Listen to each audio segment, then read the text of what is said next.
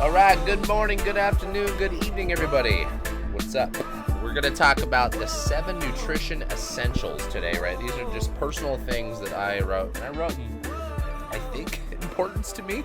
But who knows how important they are in the order I have, and that matters less than the actual content that I'm about to give you guys. So I wrote down the 7 things that I always focus on with my nutrition, and the things that have allowed me to find balance with my eating, the things that have allowed me to preserve and build as much lean body mass as possible, the things that have allowed me to stay in mostly single digit body fat numbers, or at least sub 12 pretty much my entire life.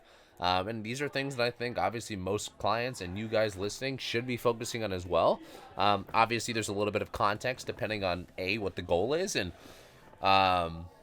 B, kind of maybe dietary preferences, things like that. But at the end of the day, I think it's really essential to be focusing on these 7, right? So number 1, which I believe is probably the most important thing dietary wise to focus on, which most people screw up, and this is why I had it as number 1, is protein. I think getting enough protein is the thing that's going to be the most thermogenic, right? So not only is out of all the macronutrients, it's going to burn the most calories in that process. Second, it's also going to be one of the most satiating macronutrients, meaning that when you eat protein versus carbohydrates, your body is going to feel fuller longer. Give me 1 second.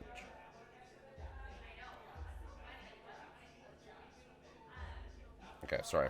Dropped everything. So having protein and having that is the biggest focus with the diet, I think, is one of, and when I say have more protein, a lot of people always come back with like, oh, isn't there a point where, you eat too much and it's going to cause kidney damage or things like that? Like, the research is coming out more and more saying no to like there being really a limit. And B, that ceiling or that number that you could hit is so high and so far away from where you currently are that you should never have to worry about it, right? So the thing when you think about protein is you got to remember protein is broken down into amino acids, right? In amino acids, there's going to be essential amino acids, which are the 9 that we need to be getting from dietary sources, and then amino acids that obviously our body produces itself as well. So having amino acids is the thing that really fuels muscle growth. One of the things that I always like to remind people, if you have a fat reduction goal, if you have a weight loss goal, you should actually try to keep your mindset and your approach to your training and your dietary stuff onto building muscle, because muscle is the thing that allows your body to become more metabolically permanently, right? And what I mean by permanently is like, maybe that's not the right word, at least longer, right? You're building a stronger foundation of a metabolism, because when you think about basal metabolic rate, that comes from having more muscle mass, right? So the higher your lean body mass is in your body, the higher your basal metabolic rate is. Thermic effect of food, which is the one of the 4 from energy expenditure, also is higher with protein. So I will say this, I believe for myself, and I believe based off all the science and research that I've done myself, that the best protein is always going to be animal protein, right? And I know there's obviously a lot of kind of diversity in this camp, and there's obviously a lot of clients that I work with, vegetarian and vegan, that obviously won't eat animal for cultural reasons, religious reasons, or just personal beliefs. And I empathize and sympathize with that, but the one thing I want you guys to remember is I'm coming from a place strictly talking about health. What is optimal for optimal health actually is going to be coming from more animal protein. And the reason why is animal protein is a complete protein, right? Meaning it's going to provide you all the essential amino acids that you need. It's very, very, very hard. There are complete proteins with plant proteins, but they're far and few between, right? So if you are someone that is vegetarian or vegan, definitely focusing on more whole food approach and getting that to be kind of the mindset. I think where most vegetarians or vegans go wrong with their diet is they're eating a lot of processed things. A lot of this fake meat and plant-based alternative kind of things, I think are one of the worst things because they're food products. They're not food, right? If you were to focus your diet around more vegetables and fruits and obviously things that are more plant-based in itself, that is something I think is less concerning for health, right?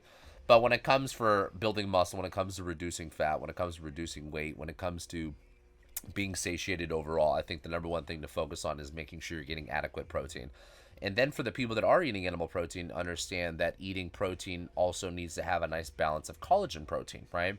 Collagen protein, I think, makes up around 30% of our body. So you got to remember, like when you think about hair, skin, nails, tendons, ligaments, joints, all these things, they require collagen protein, right? So having more bone broth, right? Or even supplementing with collagen protein, obviously, but having more bone broth or eating more nose to tail animal, right? So that's like, I was the other day, I used this story on a video last week, but when I was in Hawaii, I was like eating chicken and I was eating a drumstick and I was eating the end of it and like chewing on the little cartilage piece and eating a little bit of the bone marrow. My girlfriend was like, "What are you doing? Is that good for you?" And I'm like, "Yeah, this is where all the collagen's at, right? This is where all the good stuff's at." So eating a little bit more with that mindset, I think, is important to understand, because having things like gelatin or bone broth, I think, are probably the easiest ways to get more kind of collagen protein into the diet besides supplementing it. But then obviously when you think about, like, even when I cook steaks, sometimes there's like these very tendinous pieces. Those are all things that have collagen. When you think about the areas that, collagen protein improves, are the same areas that we get collagen protein from, right? So when you think about improving bone health or improving joint health or hair, skin, nails, like I was talking about, those are the same things that come out of the animals. When you're eating more of those, you tend to get more collagen protein.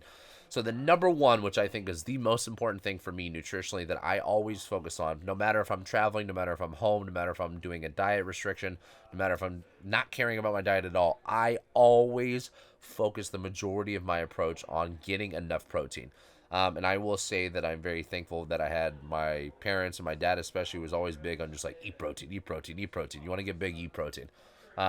They obviously focus more on like chicken breasts and leaner proteins, which I also think is something to talk about, because protein, if I have like a ribeye, like last night's ribeye had so much fat on it, like there is a lot of calories and a lot of fat content coming from protein. So you can get a lot of these healthy fats from animal food. So if you're eating something like my girlfriend had salmon last night, I had a ribeye last night, those have a lot of fat calories as well. My ribeye way more than the salmon, obviously, but they're good healthy fats. But if you're someone like, for me, like, I'm not trying to really cut weight right now. If anything, we're trying to maintain or always gain a little bit. I always feel good and like the having a little bit more mass in my body, just because I tend to be a leaner person. So I eat foods that have a little bit more calorie dense, consumption, right? So eating like a ribeye versus eating a lean cut of meat, like, is something that I naturally lean more towards. Now, if you're someone that's trying to be a little bit more calorie conscious, or you're someone that's trying to lose weight or sharpen up a little bit, then yeah, maybe choosing those leaner cuts of protein a little bit more often is probably going to be the best way to go about it. And I think from a sustainability of just like the type of food that you really crave and the hunger around it, I think it's important to kind of be cyclical with your diet. Like, I like going through just like these different phases of dieting, and I let it happen organically. This is not something I necessarily really try to be very methodical about. Like, naturally in the summer, I tend to eat more fruit or eat a little bit more fresh fruit because we're going to the farmer's market more often. But in reality, I think it happens more for me organically, and I think that's something with intuition over time. Like, there's periods where I'm like just craving steak and fruit, and then there's periods where I've been like, this week I've been craving a lot of salads. I've had a lot of salads this week. So like, I think I still try to keep the same approach on the type of foods I'm having, but like, what type of protein? Is it steak? Is it pork? Is it chicken? Is it fish? Having that balance, I think, is going to give you a little bit more nutrient density into your diet.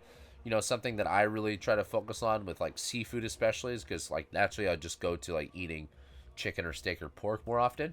I try to influence as much seafood. So having shrimp or having oysters or having any type of fish, obviously I'm trying to think about different like shellfish, but I try to get those balances in the diet because they all bring different levels of nutrients, and I think a balance between land and water animals is also going to bring its own little thing. So number one, like I said, always focus on majority of your diet being protein, because if you can get to your quota, like I always try to eat close to a gram of total body weight. I'm a 190-pound human. I eat 190 grams of protein, and honestly, it's not hard for me, right? And the reason why is because I enjoy protein, right? So I think stop looking at it as a chore and really understand that like protein is fucking delicious. Like, why are we avoiding protein? It's like, yes, I understand that carbs and fats and these hyper palatable foods and these processed foods and food products kind of provide the same thing, but what I mean by satiation, but protein is always going to be the number one for me. So number two, quality of foods. And like I said, from now on, I don't know like how much of I'm going to put this in like order of importance, but like I just wrote them like what first came to my brain, right? So for me, like one thing that I've switched over the last like 2 to 3 years, and probably more like 3 to 4 years, is I've really made a shift to like high quality foods, right? From everything from the water I drink to the foods I eat, the whole 9 yards, right? The products I take, everything, right? The skin products, the hair products, the deodorant I wear, the food that I eat, anything that goes in or on my body, I have really focused on trying to be focused on the highest quality possible thing that I can get, right? So when I think about meats, for example, to kind of piggyback on the protein, I focus a lot on grass fed. I always focus on wild caught. I always focus on pasture raised eggs or poultry. And I focus on organic fruits and vegetables. I try to focus on very local things, so I'm eating from farmers markets more often than I used to. And I think the quality is something that like you have to remember, like for protein for it specifically, right? Like if you think about a cow that's been fed grain or soy or pumped with all these steroids, a lot of these companies now are making the shift just because the movement's becoming more popular, which is great. Um, but the same things that they're trying to do to get more crop or yield more crop or make their cow fatter or whatever they're trying to do, like you have to remember the farming is a business. So the farmer's goal is to be able to get as much yield out of everything that they do, both, plants and animals, right? No matter what it is. And the problem with that is really optimizing yield with lacking the care of quality or where it kind of naturally came from its natural state. Is it's the same thing that's going to get you fat, right? It's like if a grain-fed cow has more fat or if it has less omega 3s, not only does it have more calories maybe, but it also has less nutrients, right? And the same thing when you think about pumping chickens with steroids, like the farther we get away from nature, the more I believe that this is one of the biggest problems that's happened to the industrial area of food, right? I'm trying to figure out the best way to say this, right? So when you think about quality of foods, like I don't eat processed foods less than 20% of the time. I try not to eat out at restaurants that often, and if I do, I'm like pretty bougie with our selection of things that we do like. So those are all things that for me personally, I've always been just kind of a big focus lately. So like the higher the quality of food, for me it's like I always like to look at it this way. It's like I want to treat my body like the Ferrari that I am, and I don't put 87 gas in a Ferrari. I put racing fuel to it, right? So if you want to be the best optimal version of yourself, you also need to put the best possible fuel inside of your body. So those are things that you should be focused